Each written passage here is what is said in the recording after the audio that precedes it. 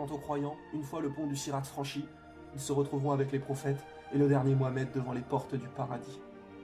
Le prophète Mohammed arrivera devant ces portes et l'ange qui se trouve derrière demandera « Qui est-ce » Et le prophète répondra « C'est moi, Mohammed ». Et l'ange répliquera « J'ai ordre de n'ouvrir qu'à toi, car notre bien-aimé prophète sera le premier à franchir les portes du paradis. » Suivront ensuite tous les autres prophètes. Et sachez bien que certaines portes du paradis sont destinées à ceux qui excellent dans certaines œuvres. Par exemple, il existe les portes du jeûne. Oui, seuls ceux qui ont jeûné pourront y rentrer et savourer les délices qui s'y trouvent. Ce jour-là, on appellera les jeûneurs, et ceux-ci y rentreront. Ensuite, les portes se fermeront, et plus personne ne pourra jamais les franchir. Sachez qu'aux portes du paradis se trouvent 2 sources d'eau. Chaque personne en boira avant d'entrer. La première source vous fera devenir grand et beau, et vous demeurerez tous à l'âge éternel de 33 ans. La deuxième source vous retirera de vous tout mauvais sentiment. La jalousie sortira, l'orgueil, la fierté, le mensonge, la violence, etc. pour ne laisser place qu'au bien. Hâtez-vous vers le pardon de votre Seigneur et vers un jardin large comme les cieux et la terre. Préparé pour ceux qui craignent Allah. Rien que l'odeur du paradis peut se sentir à une distance de 100 années de marche. Imaginez-vous devant ces immenses portes qui s'ouvrent pour vous. Les portes du paradis sont très larges. Une marche de 40 années sépare un battant de l'autre. Et pourtant, ceux qui entreront au paradis seront en si grand nombre que ces passages regorgeront. Vous voilà franchir ces portes, où vous entendrez les anges vous dire « Paix sur vous, entrez au paradis pour y demeurer immortel. Vous ne subirez plus jamais aucune difficulté. » Derrière ces portes, la maladie n'existe plus. Le trop froid n'existe plus, le trop chaud n'existe plus.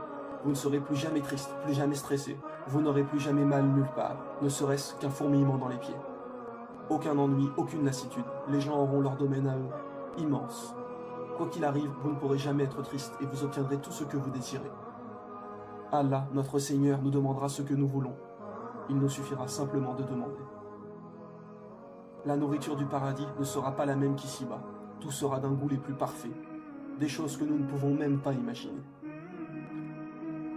Lorsque vous rentrerez, on vous sera dit « Voici le jour qui vous a été promis. » Élancez-vous vers le pardon de votre Seigneur et vers un jardin large comme le ciel et la terre, préparé pour ceux qui auront cru en Allah et en ses prophètes.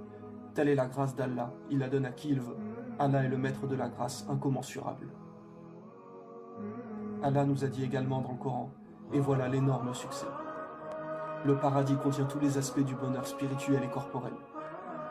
Vous y trouverez ce que vous désirez, vous obtiendrez ce que vous demanderez. Voilà la description du paradis qui a été promis aux pieux.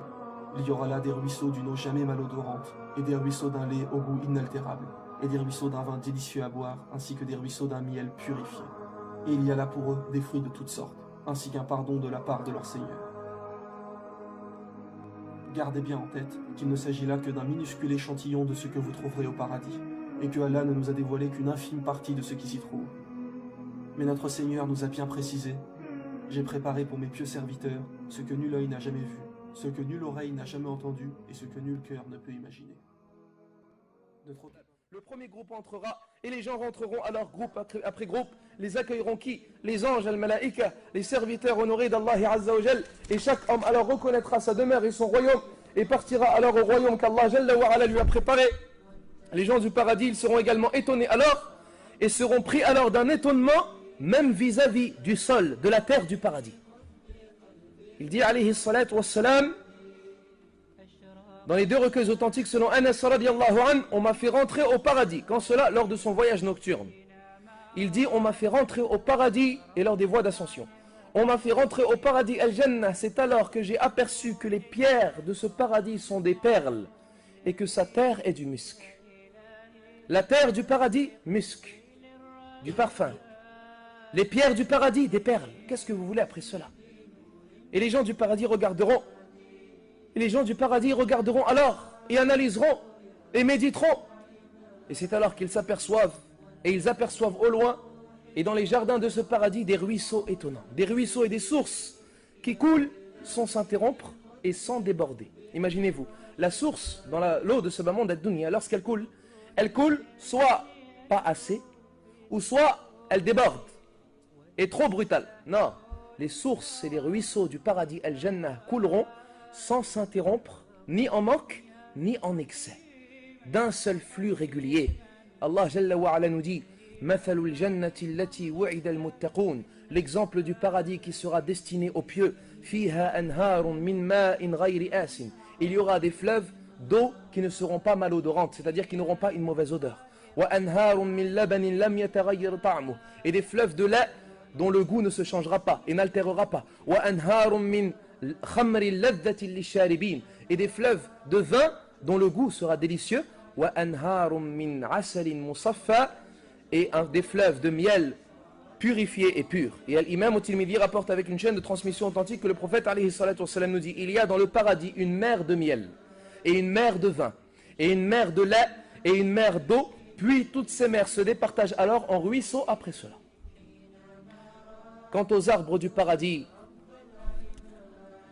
ils s'emparent de l'esprit de l'être humain al-insan, et font envoler la raison de l'homme. Ces arbres, ayyuhal ikhwatul kiram, aux racines et aux branches nombreuses qui produisent alors beaucoup de feuilles, ces arbres dont la verdure est très foncée, ces arbres de couleur très verte, ils produisent tellement de feuilles et tellement de verdure et tellement de branches que leur ombre est très dense et que leur ombre est très profitable. Allah Jalla wa Ala nous dit concernant les arbres du paradis, Al-Jannah mudahammatan, c'est-à-dire que ces arbres produisent beaucoup d'ombre, tellement ces arbres sont immenses et tellement ils sont de couleur verte et d'une couleur fortement verte. L'ombre est également immense et l'ombre est également dense. Allah nous dit وَنُدْخِلُهُمْ ظِلًّا ظَلِيلًا, et nous les ferons rentrer dans une ombre très ombrageuse qui produira beaucoup d'ombre. Et deux recueils authentiques rapportent selon Abi Sa'id radiyallahu anhu que le messager d'Allah alayhi salatu wassalam nous dit: dans le paradis Al-Jannah il y a un arbre. Dans son ombre galope le cavalier sur un cheval au galop accéléré pendant 100 années. Il y a au paradis ce que œil n'a jamais vu, ce que oreille n'a jamais entendu, et ce que esprit humain n'a jamais imaginé. On pourrait dire ça, voilà qu'une rentrons et continuons dans la description. Ahibati fillah. Qu'est-ce qu'il y a au paradis? Sache qu'au paradis, ya Abdallah, quand les gens vont entrer au paradis, et là je suis toujours dans les versets coraniques, les gens seront parés. Ils seront parés de bracelets d'or et de perles. Naam, les gens auront des bracelets d'or et de perles au paradis, comme Allah l'a mentionné dans le Coran al-Karim, ahibati fillah bit-tafsil, dans plusieurs versets coraniques. Bien plus que cela, Allah dit dans le Coran al-Karim que les gens, quand ils seront au paradis, ils seront accoudés sur des divans et ils seront placés sur des trônes, se faisant face les uns des autres. Et voilà que passeront devant eux des coupes, ahibati fillah, de boissons. Et voilà que passeront devant eux des plats et ils n'auront pas à se déplacer. Qu'est-ce qu'Allah Jalla wa Ala a placé au paradis et a préparé au paradis pour ses serviteurs? Le prophète alayhi afdalus salati wa askat taslim, il a rappelé que tous ceux qui rentreront au paradis, hommes et femmes, personnes âgées et plus jeunes, ils auront tous 33 ans. Tout le monde aura cette jeunesse éternelle. Ce n'est pas une jeunesse, ahibati fillah, qui va durer quelques années, quelques centaines d'années, quelques milliers d'années, quelques milliards d'années. Fa wa rabbil Ka'ba, khalidina fiha abada. Au paradis éternellement, comme tu auras ta jeunesse qui sera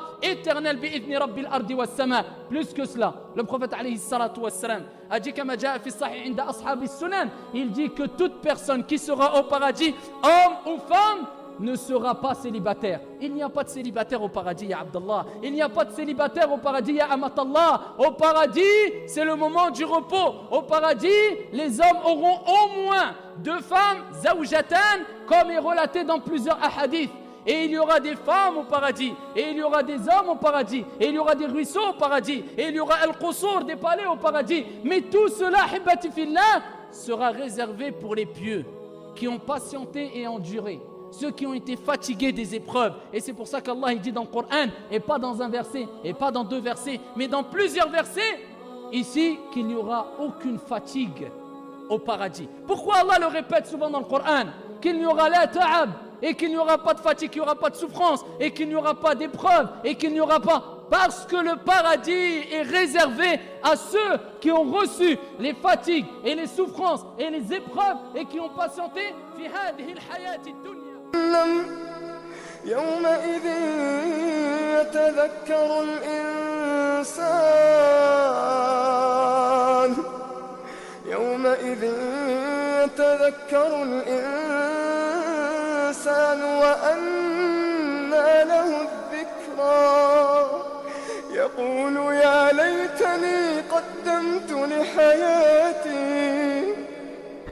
يقول يا ليتني قدمت لحياتي يقول يا ليتني قدمت لحياتي فيومئذ لا يعذب عذابه أحد ولا يوثق وثاقه أحد. يا